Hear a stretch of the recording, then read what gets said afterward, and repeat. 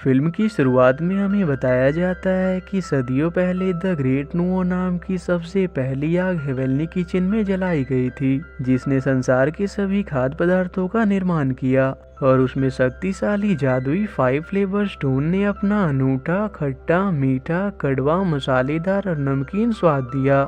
हजारों सालों तक सब कुछ शांतिपूर्ण तरीके से चलता रहा, लेकिन एक दिन कुंग पाओ नाम का एक जायंट चिकन आसमान से आ गिरा और उस स्टोन की शक्ति से सभी लोगों पर हमला करना शुरू कर दिया। लेकिन तब ग्रैंड मास्टर लुचैन ने अपनी साहस और बहादुरी से दुनिया को उस दुष्ट चिकन कुंग पाओ से बचाया। कुंग पाओ के साथ मास्टर लुचैन की फाइट कई दिनों तक जारी रही और उनकी इस फाइट के दौरान ही वो पावरफुल 5 फ्लेवर स्टोन कहीं खो गया। अंत में मास्टर लुचैन ने उस चिकन पर विजय पा लिया और उसे लेक ऑफ सूप में बदल दिया। इसलिए वहाँ के लोग उन्हें अपना हीरो मानने लगे।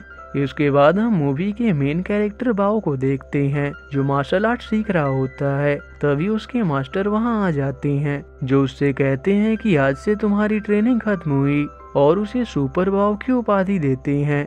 अपनी ट्रेनिंग खत्म होने की बात सुनकर बाओ बहुत हैरान होता है, क्योंकि अभी भी वो बहुत कुछ सीखना चाहता था। लेकिन उसके मास्टर उसे दुनिया की बुराइयों से लड़ने के लिए भेजते हैं और उसे मास्टर लुचैन का powerful weapon staff of destiny देते हुए कहते हैं कि मास्टर लुचैन ने इस वेपन से दुनिया को बचाया था और अब तुम्हारी बारी है सुपर बाओ। मास्टर की बात सुनकर बाओ इमोशनल हो जाता है और उसे ना चाहते हुए भी अपने मास्टर के कहने पर वहां से जाना पड़ता है। इसके बाद वो कई पर्वतों को पार करते हुए एक सी पोर्ट पर पहुंचता है, जहां वो एक बैटलशिप को देखता है और वहीं एक अनाउंसर अनाउंस करता है कि जो कोई भी सामुराई योद्धा साइमन को हराएगा उसे बैटलशिप पर जाने का मौका मिलेगा। ये सुनकर बाओ बहुत खुश होता है, क्योंकि बैटलशिप पर जाकर उसे अपनी बहादुरी साबित करने का ये सबसे अच्छा मौका लगता है। इसलिए जैसे ही वो ये अनाउंसमेंट सुनता है, साइमन से लड़ने के लिए आगे पहुंच जाता है। और जब उनकी फाइट शुरू होती है तब बाओ अभी तैयार भी नहीं होता, तभी साइमन उसे मार गिराता है और इस प्रकार बाओ बैटलशिप पर जाने का मौका खो देता है। वो अनाउंसर से उसे एक और चांस देने की बहुत रिक्वेस्ट करता है। तभी वहाँ राजकुमारी चोई आ जाती है, जो बाओ से कहती है कि तुम बैटलशिप पर जाने के लिए बिल्कुल काबिल नहीं हो, इसलिए तुम्हें यहाँ से चले जाना चाहिए। ये सुनने के बाद बाओ बहुत उदास हो जाता है।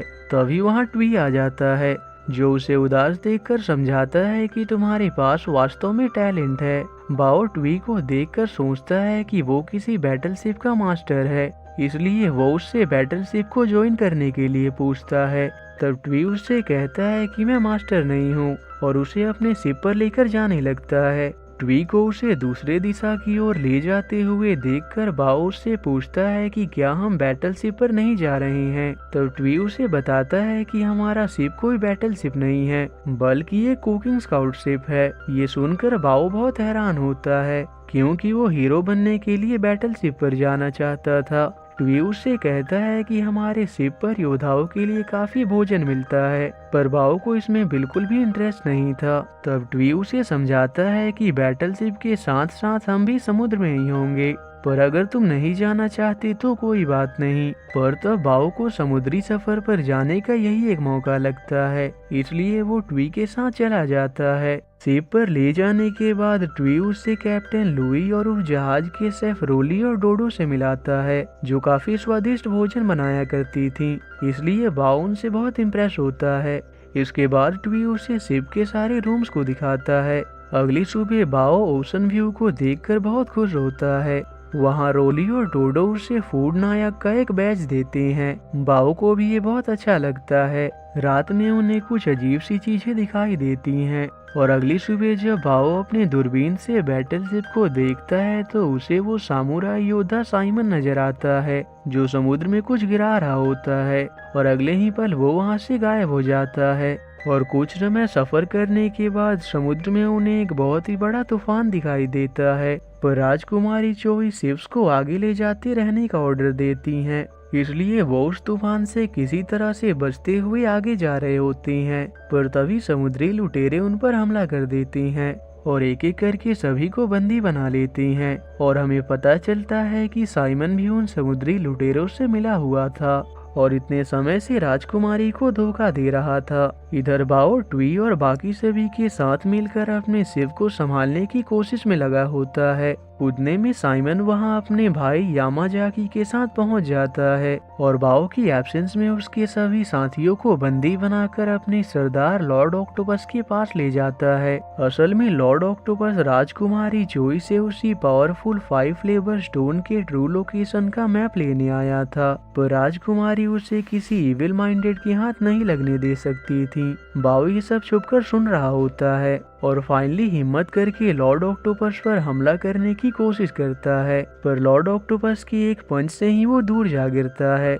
ऐसे में जब साइमन उसे बंदी बनाने जाता है तो बाओ उसका सामना करता है और उसी फाइट के दौरान वो दोनों एक शिप पर चले जाते हैं, जिसके पूरी तरह से नष्ट हो जाने के कारण वो समुद्र में गिर जाते हैं। ये देखकर वहाँ सभी को लगता है कि वो दोनों मारे गए, पर वो वहाँ से बहते हुए सुरक्षित दूर जा पहुँचते हैं, जहाँ साइमन ने बाओ को जंजीर से बंदी बना रखा होता है। बाओ उसे रिहा करने को कहता है, पर साइमन उसे अपने रूल बुक के मुताबिक शांत रहने को कहता है। इसके बाद वो दोनों टूटे हुए जहाज के लकड़ियों की मदद से एक छोटी सी नाव बनाते हैं और वहाँ से निकल जाते हैं। पर जिस दौरान वो आगे बढ़ रहे होते हैं तभी वो एक भंवर में फंस जाते हैं, जिससे होते हुए वो एक केव में आ पहुँचते हैं। वहाँ से बाहर निकलने पर बाओ वहाँ के नज़ारे को देखकर बहुत इम्प्रेस होता है। वहीं साइमन को एहसास होता है कि लॉर्ड ऑक्टोपस की शिप उनके करीब ही है। तभी मौका पाकर बाओ से अपने हैंडकफ की चाबी ले लेता है,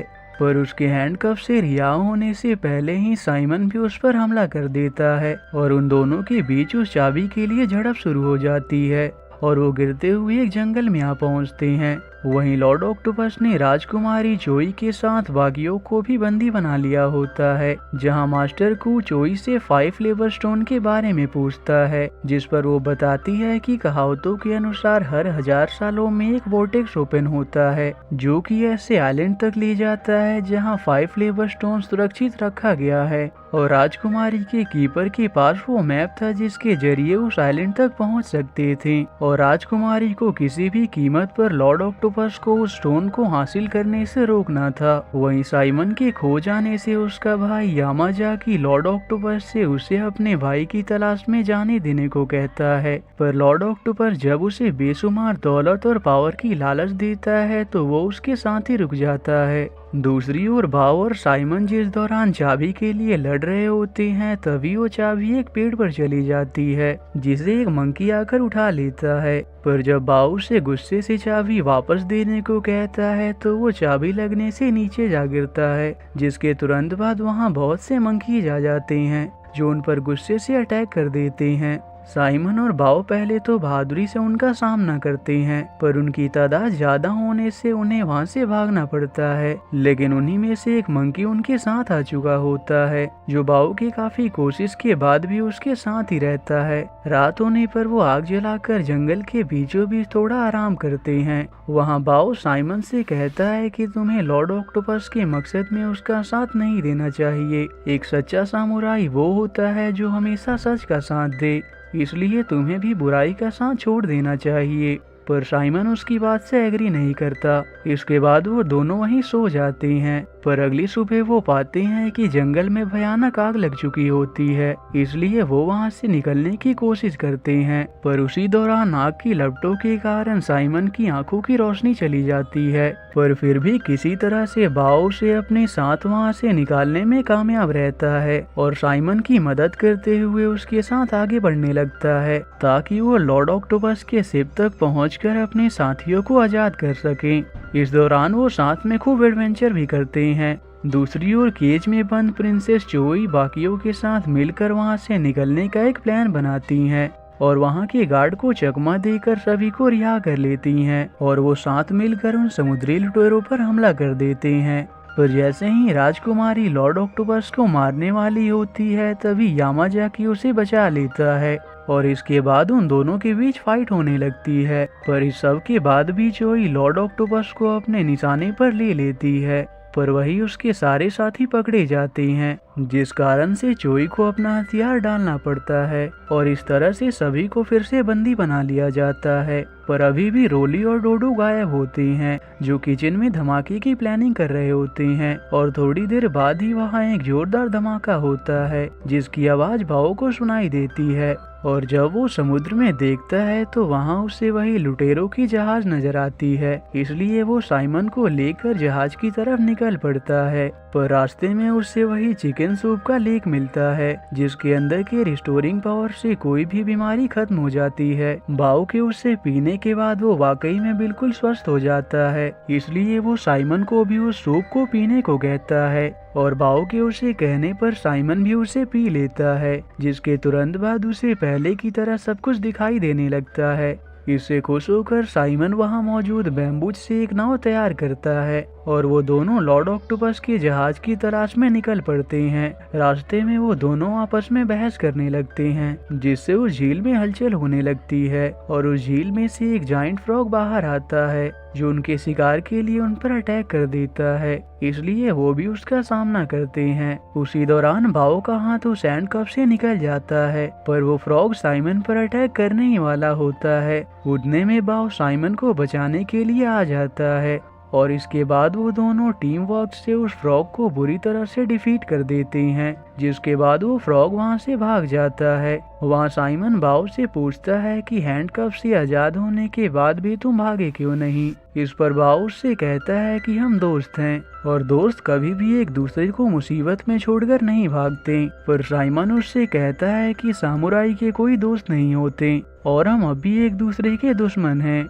और इसके बाद वो बाओ को बेहोश कर देता है और वहाँ से फाइनली लॉर्ड ऑक्टोपस के पास चला आता है। उसे देखकर उसका भाई यामाजाकी बहुत खुश होता है और बाओ के बारे में पूछने पर वो कहता है कि वो जंगल में भाग गया, पर असल में साइमन ने उसे पेड़ पर उल्टा लटका दिया होता है। यहाँ लॉर्ड ऑक्टोपस 5 फ्लेवर स्टोन को पाने का अपना मकसद बताता है। दरअसल वो उस स्टोन की मदद से दुनिया के सभी फ्लेवर्स पर कंट्रोल पाना चाहता था और अपने बॉडी के स्टिंकीनेस को दूर करके खुद को स्वीट में बदलना चाहता था और साथ ही अपने अलावा पूरी दुनिया को सॉल्टी बनाना चाहता था। उड़ने में बाओ अपने दोस्तों के लिए वहां आ जाता है, इसलिए लॉर्ड ऑक्टोपस के कहने पर साइमन को उससे फाइट करना पड़ता है। इस दौरान बाओ फिर से उसे लॉर्ड ऑक्टोपस का साथ ना देने को कहता है। तब साइमन को वहां कमजोर पड़ता देखकर यामाजाकी बाओ को मारने के लिए आ जाता है, पर साइमन का माइंड चेंज हो जाता है और वो अपने भाई से उसे छोड़ देने को कहता है। पर साइमन की इस गुस्ताखी के लिए उसे भी बंदी बना लिया जाता है।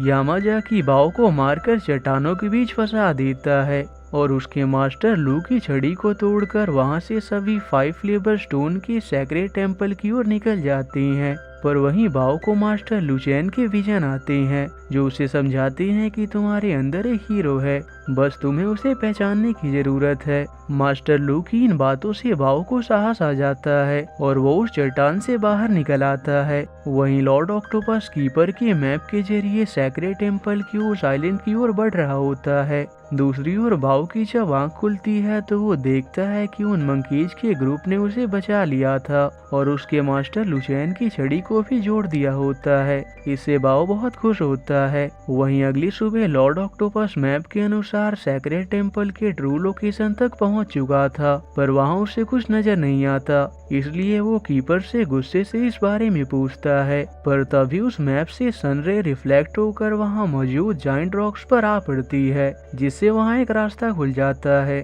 और उसके जरिए होते हुए लॉर्ड ऑक्टोपस यामाजाकी के साथ फाइनली 5 फ्लेवर स्टोन के सैक्रेड टेम्पल तक पहुंच जाता है, जहां वो 5 फ्लेवर स्टोन को अपने आंखों के सामने देखकर बहुत खुश होता है। पर उसी दौरान बाओ अपने मंकी फ्रेंड्स के साथ अपने दोस्तों को छुड़ाने आ जाता है और अपनी उन आर्मी के साथ मिलकर बहादुरी के साथ उन फिशेस से लड़ते हुए अपने दोस्तों को रिहा कर लेता है, जिसके बाद सभी जल्दी से सैक्रेड टेम्पल की ओर निकल जाते हैं। पर उनके लॉर्ड ऑक्टोपस तक पहुंचने से पहले ही वो उन स्टोन की शक्तियों से सॉल्ट का तूफान क्रिएट कर देता है, जिससे हर तरफ सॉल्ट ही सॉल्ट हो जाता है और सॉल्ट की तूफान से निकलने वाली वेव के कारण बाओ के साथियों को मुसीबत का सामना करना पड़ता है। लेकिन किसी तरह बाओ साइमन के साथ उस टेम्पल के अंदर पहुंच जाता है, जहां उस स्टोन की मदद से लॉर्ड ऑक्टोपस बहुत शक्तिशाली हो चुका था उन्हें देखते ही वो यामाजाकी को उन्हें खत्म करने का ऑर्डर देता है, जिसके बाद उनके बीच एक जबरदस्त फाइट शुरू हो जाती है। वहीं टेम्पल के बाहर सॉल्ट की तूफान काफी स्ट्रॉन्ग होती है, जिसमें बाओ के साथी उन समुद्री क्रीचर्स का सामना कर रहे होते हैं। इधर बाओ और साइमन की यामाजाकी से कंटिन्यूअसली फाइट जारी होती है, जिसके अंत में साइमन अपने भाई को बुराई का साथ देने की वजह से मार देता है।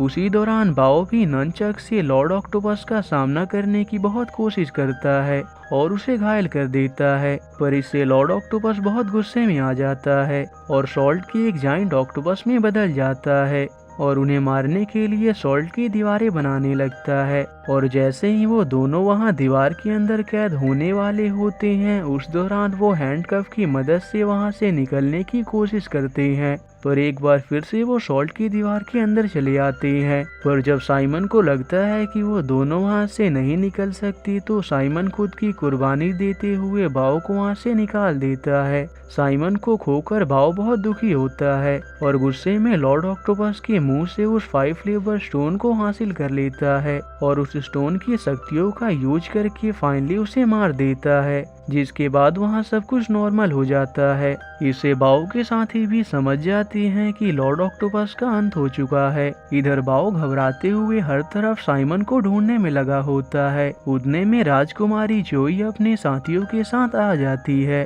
और टेम्पल की दीवारों को गिरता हुआ देखकर समझ जाती हैं कि जल्दी ये जगह नष्ट होने वाला है, इसलिए वो बाओ को जल्दी से वहाँ से बाहर निकाल देते हैं और स्टोन को उसी सेक्रेट जगह पर सुरक्षित छोड़ देते हैं। उनके उस जगह से बाहर आते ही वो टेम्पल पूरी तरह से नष्ट हो जाता है, पर वो इंसानियत दिखाते हुए लॉर्ड ऑक्टोपस के सुधर चुके साथियों को भी बचा लेते हैं, जिसके बाद से वो उन्हीं के साथ ही रहने लगते हैं। पर बाओ अभी साइमन के लिए उदास होता है, इसलिए चोई उसे समझाती है कि साइमन एक रियल हीरो था और वो अपने इस महान काम के लिए हमेशा याद रखा जाएगा। ये सुनकर बाओ को भी बहुत सुकून मिलता है और इसी के साथ ये मूवी यही एंड हो जाती है। तो अगर आपको ये वीडियो अच्छा लगा हो तो इसे लाइक करें और ऐसे ही और मूवीज के लिए इस चैनल को सब्सक्राइब करें।